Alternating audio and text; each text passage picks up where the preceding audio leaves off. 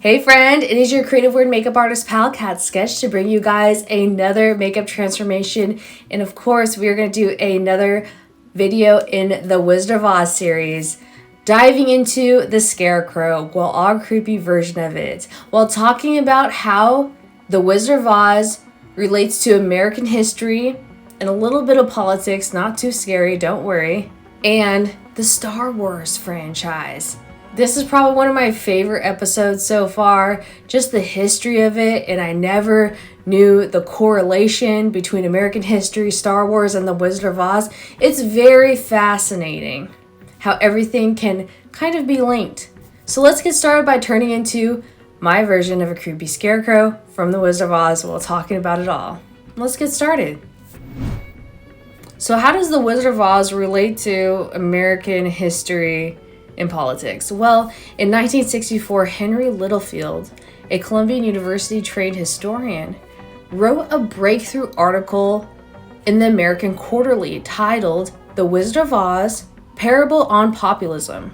In this article, Littlefield made a bold claim that Frank Baum's 1900 book conceals an unsuspected depth.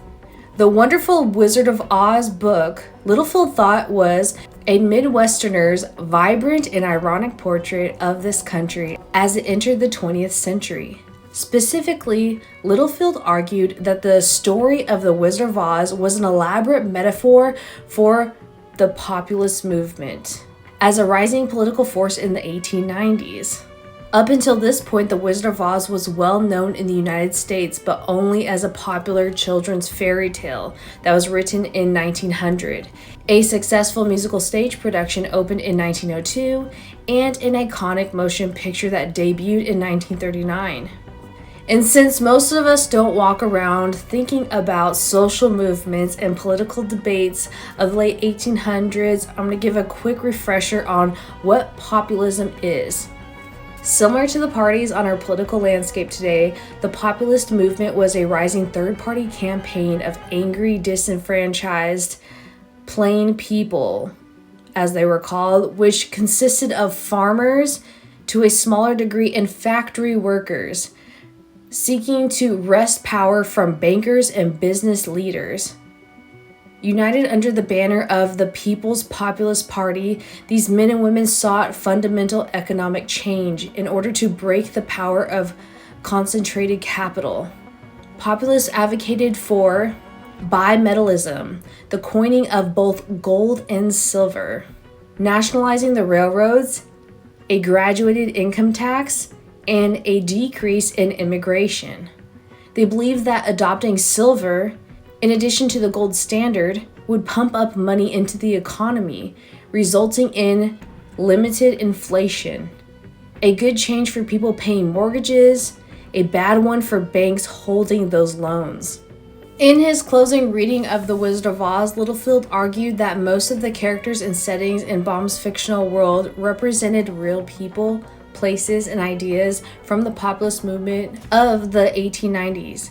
He expected that most adult readers of the time would have understood Baum's allusions, such as when Dorothy's house landed and killed the Wicked Witch of the East, Dorothy is given a pair of magical slippers.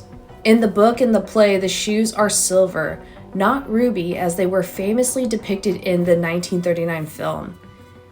In his reading of The Wizard of Oz, Littlefield believed that Dorothy was a stand-in for the average American, and the magic silver shoes represented the late 1890s free silver movement. During the severe depression of 1893 to 1896, many populists believed that the federal government should adopt an inflationary monetary policy, freely minting silver money in order to re-energize the national economy. In contrast, Littlefield thought Oz's Yellow Brick Road represented the existing gold standard, which fixes U.S. paper currency to a specific price for gold. In his reading, the Emerald City, the terminus of the Yellow Brick Road, is Washington, D.C. And on the journey to visit the wizard, Dorothy meets the Scarecrow and the Tin Woodman.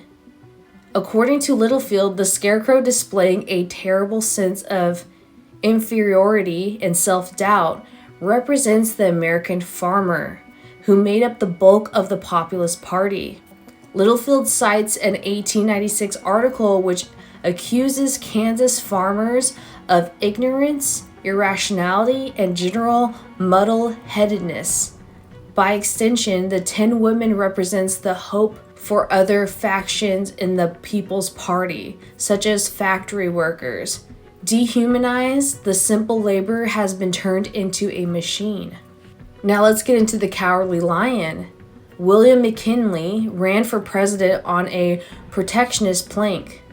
Pleading support for American workers, he sought high tariffs to make foreign manufactured goods unattractive, and he supported the gold standard. His opponent was William Jennings Bryan, who Littlefield suggested was represented by the Cowardly Lion in The Wizard of Oz. He was famous for his Cross of Gold speech. He favored the monetary policy for free silver. While the literary deconstruction of The Wizard of Oz by Littlefield and subsequent scholars might seem overly strained, their work has been important in creating widespread interest in the history of the 1890s populist movement, as well as in populism more broadly. Littlefield was inspired to write the article because of his experience as a high school teacher, and his analysis of The Wizard of Oz has all the markings of a pedagogical technique, where he created a fantastic quest that required participants to understand the history of the populist movement in order to find the clues in Baum's book. While further analysis of The Wizard of Oz is probably unnecessary, understanding the factors that promoted the populist movement in the first place present an opportunity for insight into current events. In retrospect, the concerns that galvanized populists to action in the 1890s were not as clear-cut as they seemed at first glance. As economic historian Anne Mayhew points out, farmers began to complain about railroad rates, interest rates, and problems of attaining credit in a period when freight rates and interest rates were falling rapidly, and when credit was easily available. Perhaps American farmers were looking for something to blame as their lives were going through a chaotic change. Their protests may be best explained by American agriculture's general movement into commercial production, international markets, and the cash economy. Mayhew observes that the modern world farmers found the railroad agent, the bank officer, the equipment salesman, and the grain elevator operator tyrannical because they did not respond as the country store owner had earlier. There were tales of a bad year, family illness, or other problems. And that is not all that came out of The Wizard of Oz in correlations to times in American history, but also to a very famous series of movies in the 70s, of course, Star Wars, and how The Wizard of Oz inspired the story of A New Hope. Because, of course, everybody knows Star Wars as Judy Garland, as Dorothy, and a dog named Toto. It was, of course, originally a book that took the world by storm in 1900 when it was published by Frank L. Baum. It was 39 years later when the Hollywood movie was released.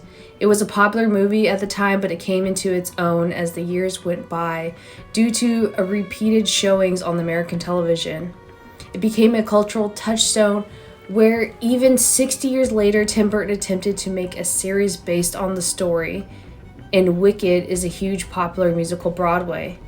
Even George Lucas managed to get caught up in the magic of this movie. Noted film critic Roger Ebert noticed how Lucas had perhaps drawn inspiration from this 1935 film when he wrote in his 1977 review of what was then still called Star Wars. Star Wars was a fairy tale, a fantasy, a legend, finding its roots in some of our most popular fiction. The golden robot, lion face, space pilot, and insecure little computer on wheels must have been suggested by the Tin Men, the Cowardly Lion, and the Scarecrow in The Wizard of Oz. Ebert's same review noted many other influences on the film. Let's begin with Luke Skywalker. If we pose the equation that Luke Skywalker is Dorothy, we can begin to unlock some of the parallels between the two characters. Both Luke and Dorothy lived with their aunt and uncle on a farm. They both were looking for something more. Luke wants to go to the academy to fly things and likes to stare into the binary sunset and ponder such things. Dorothy states her aspirations when she sings Over the Rainbow. They each have complementary farm hands. Hunk, Zeke, and Hickory for Oz, and C-3PO and R2-D2 respectfully. Each has their own world turned upside down. Dorothy is literally thrown around by a tornado, and Luke by Darth Vader stormtroopers murdering his family, which was actually a call out to John Wayne's The Searchers. Side note, John Wayne actually had a cameo line in A New Hope. Two characters also become surrounded by familiar companions. Chewbacca steps in for the Cowardly Lion, C-3PO steps in for the Tin Man, and both enjoy some oil for their joints early on in each film. R2-D2 steps in for Toto. Both don't speak English, and one could argue that R2-D2 is a play on Toto.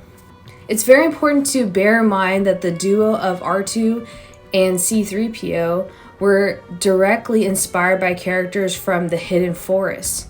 So don't think Lucas is wholly copying from The Wizard of Oz.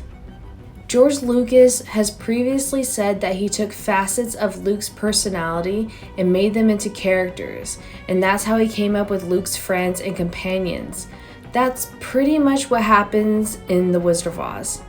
An amusing parallel is that when Darth Vader kills Obi-Wan Kenobi, only Kenobi's robes remain as his body has disappeared into the Force. When Dorothy accidentally kills the Wicked Witch of the West, only her robes remain after the water is thrown on her. In each case, both scenes have become very famous movie moments. At the end of the day, Luke and Dorothy both have had life-changing adventures. The difference is that Luke's family remains dead, while Dorothy bested the witch and outed the wizard. The Empire lives on. It should be at pains to point out that Lucas has not taken every element of his movie from The Wizard of Oz to write his script. He actually took hundreds of elements from books, movies, and real-world issues. Star Wars can even be viewed as commentary on what happened in the Vietnam War, and turned them into his own unique fairy tale. And there's an argument that in doing so, he had an even bigger impact on the world of movies than Baum's first book did on literature. Indeed, Lucas said that most sense of annoyance about that matter. Oh, he just took The Wizard of Oz and turned it inside out? But if you look at those two movies, they're totally different ideas. I mean, you can see certain similarities between almost any two movies, but coming up with a basic idea and developing it and making it work is very difficult and not to be underestimated. So let's give him fair due on that point. But don't be fooled, in Return of the Jedi, Lucas did a fabulous homage to this scene. You can see that R2-D2 and C-3PO are inspired by Oz, as Dorothy, the Cowardly Lion, the Tin Man, and the Scarecrow walk the yellow brick road through the poppy fields to the Emerald City.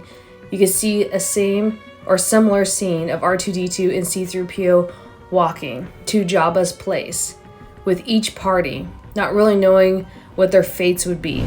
There's actually an amusing story about the production of The Force Awakens that relates to The Wizard of Oz.